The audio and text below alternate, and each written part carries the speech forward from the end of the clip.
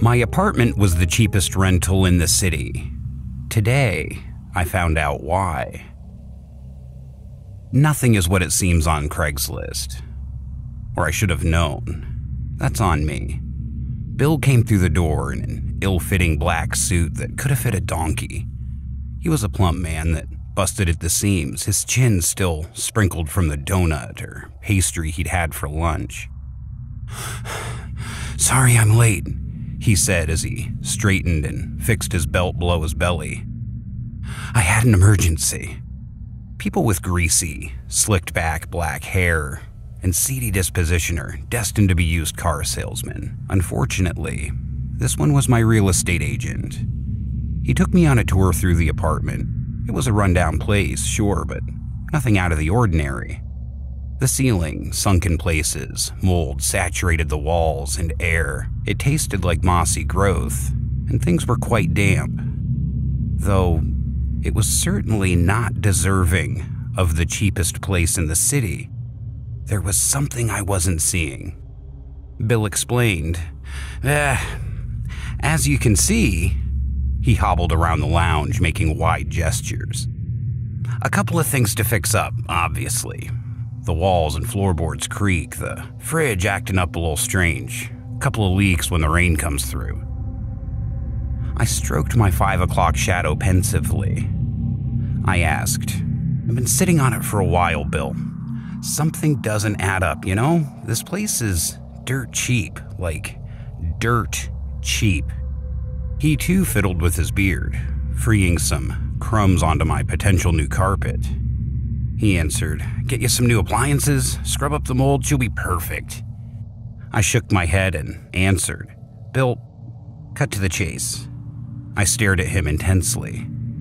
"What's wrong with the place?" He exhaled in defeat, helpless like he was caught in a mousetrap. He palmed sweat away from his greasy forehead. He answered, "There was a woman, an old lady." I gestured to him to sit down on one of the dusty, out-of-date stools. He continued, "The Japanese would classify this place as stigmatized property. Yeah, that's what they call it over there," as he sat down. "Please explain," I said as I motioned for him to continue. "Well," he said, "it's not uncommon in Japan for a place to be on the market for 20 years after someone dies a lonely death, or worse, in their home, you know? The public thinks it's cursed that the previous occupant wanders the halls. Now, I don't believe in all that mumbo-jumbo. I saw only dollar signs. To be a student and rent my own place was a luxury. Well, signing the agreement was contingent on one thing. How did the woman die?" I asked.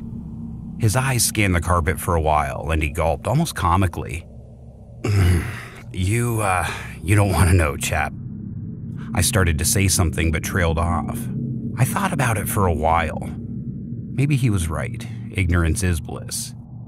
I couldn't stay put if I knew I'd been eating on the kitchen counter where she was stabbed, the bed she was strangled in, that I bathed myself in the bathtub she once filled with blood. I could get this place cleaned up without the gruesome details. I reached out to Bill with one reluctant arm. We shook hands, said deal, and he gave me a quick nod and a smirk. I smiled too. Half joking, I said, "So, how about you throwing a new fridge?" He threw his head back and bellowed a fat man's laugh. "Maybe for Christmas, Jeff." The first few nights at the apartment were drearily usual, nothing amiss. Most nights after, I consoled myself that I'd been dreaming. Dreaming the type of dream that Dr. Ron had told me about, the ones where I couldn't move, like I was paralyzed.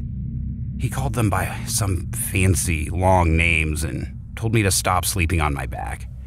I tried to stop, but every time I ended up on my back, and no matter how hard I tried, she'd be there, standing at the end of my bed.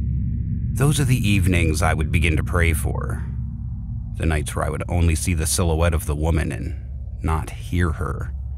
In the following weeks, I'd be woken up by gentle clatters, like she wanted to be quiet. She didn't want me to know that she was there. I would hear steps along the floor in the living room, wandering the house. I heard the water running from the tap, only for a while, and only in the dead of the night, like something was drinking. After a while, though, she wanted me to know she was there, that she was hungry. It was Thursday when I knew she was living in the walls. I sat alone in my room with my back against my headboard. Rain sprayed against the window beside me, obscuring the bustling cityscape beyond my apartment's eye with glassy droplets. Sucking my cigarette, I exhaled and waved the smoke away from my book. Tap, tap, tap. Something rapped against my bedchamber wall. It was coming from the living room or kitchen. I put my book down beside me and slinked out of bed. The hallway was dim and silent, save for the sound of the waves of rain thrashing against the window pane. "Hello?" I called. There was no reply. Tap, tap, tap. I sluggishly pulled myself forward, through the hall and into the living room. The room smelled sickly. Decaying wafts of sour breath lingered in the air. A low glow beamed into the old-school tiles of the damp kitchen. The fridge had been left open. I was certain I had shut the door before bed. When the sound of the rain had been pulled away by the wind, my ears twitched at the sound of the tap left running. I briskly made my way over to the kitchen, the floors creaking as I went. I turned the tap and closed the door to the fridge. I stared at it for a while. A seed of doubt blossomed in my mind. Was I just forgetful? Lights off, I scanned the lounge and the kitchen. Nothing was amiss. Oh, Jeff, you are one careless SOB. I smirked at my mistake. Had to get some new milk for the morning. It was probably spoiled. In the hallway, my ears pricked. Tap, tap, tap. Something was behind me. I darted down the hall. I passed the toilet in the study room and threw myself into my bed. Took me a while to catch my breath. The noise came from the apartment. It was in the walls. My head pounded from my rapid heartbeat. Tap, tap, tap. I heard it distantly through my bedroom door. My pillow fit around my ears snugly. Go away. Please, just go away. For a while, I was buried in my pillow, unable to sleep. The tiredness caught up to me eventually, and I fell into a deep sleep like a daydream or a fever. Things got worse for me at that apartment. Much, much worse. One afternoon started wonderfully, though. I called Rosie, and we agreed on a date. See you at 9? I talked into my cell phone, combing my hair in my bedroom mirror. Great, I'll see you then. I hummed a happy tune on my way to the bathroom. If I were in a rom-com, there would have been a spring in my step. Maybe there was. I made my way into the kitchen. Quick snack before dinner with Rosie, no biggie. What a beautiful, beautiful quiet afternoon. Sunlight beamed a brilliant yellow through the windows. On days like these, impatient city folk stop their incessant honking outside to smell the roses and let birds sing their song. In the kitchen, I almost tripped on the shoddy tiling. My heart stopped. The fridge was open, just a crack. My jaw tightened. The birds had stopped singing. All I could hear in my apartment was the forceful whistle of my breaths escaping me. The apple I went to grab was rotten. A contorted, mouth-shaped hole had been bitten away at its flesh, yellowing the fruit. Inspecting the apple, I lost my appetite. Long strands of black hair were deeply ingrained in its flesh. I shuddered and let go. It rolled for a while.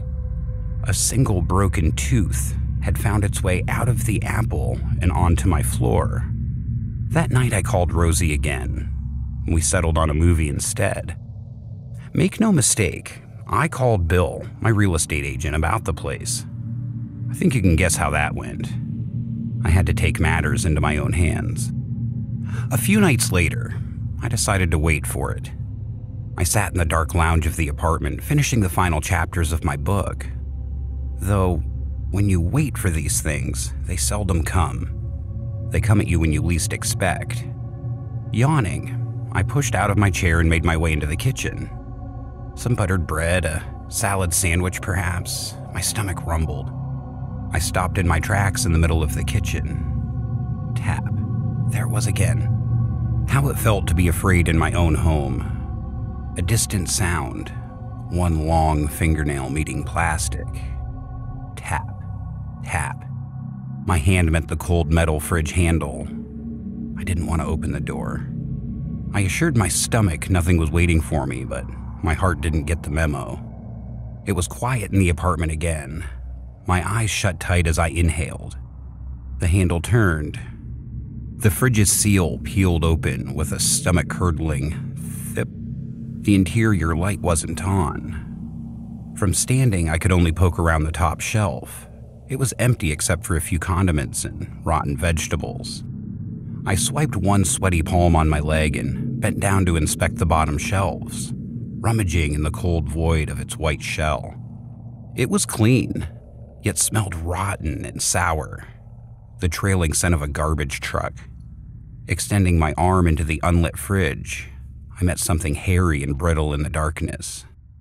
It might as well have been a vile, moldy coconut. I retracted. I couldn't see anything, though it felt as if a ball of scraggly hair filled my hand like sand. It flowed between my fingers like a soaked kitchen sponge. She hadn't been living in the walls. An icy grip tightened around my forearm. I shrieked and tried to yank it away. The old woman's body twisted and buckled at the joints. One leg was bending backward over her shoulder, the other firmly planted below her jaw. She stared up at me from inside the fridge, slowly reeling me in from my wrist to my arm like she was a flexible acrobat carefully climbing the fleshy rope. I tried not to puke. I swallowed sour spit. Cockroaches scurried from her open lips and spread across her face like wildfire. Teeth clattered as the woman grinned, squeezing one of the insects with a sickening pop in the space where a tooth had been. Maggots exhumed themselves from her fleshy skin, dropping onto my sweaty arm like Satan's rain. Frigid, gripping fingers closed in at my forearm, then my bicep. Pulling, pulling, pulling. I bent my head up to steady myself and toe backward, my chin clasped into the cold top of the fridge. Pulling hard enough sent me flying back, crawling on the floor to flee from her decaying hands. The woman's face stared at me through scraggly silver and graphite strands of hair. Two gleaming white sockets over a wide, disgusting smile. I kicked the door shut and laid on the floor, my chest heaving. My mouth tasted like bitter acid, and my hand finally let go of the unkempt wire I'd pulled from her head. Many nights have passed since that encounter. Bill still rents me the apartment. When I hang out with Rosie, we always go back to her place, never mine. I keep grandmother fed so she doesn't wander the halls. I don't sleep much anymore, but it's okay, because I have the cheapest apartment in the city. When I'm home, I hear her when she's hungry. Tap, tap.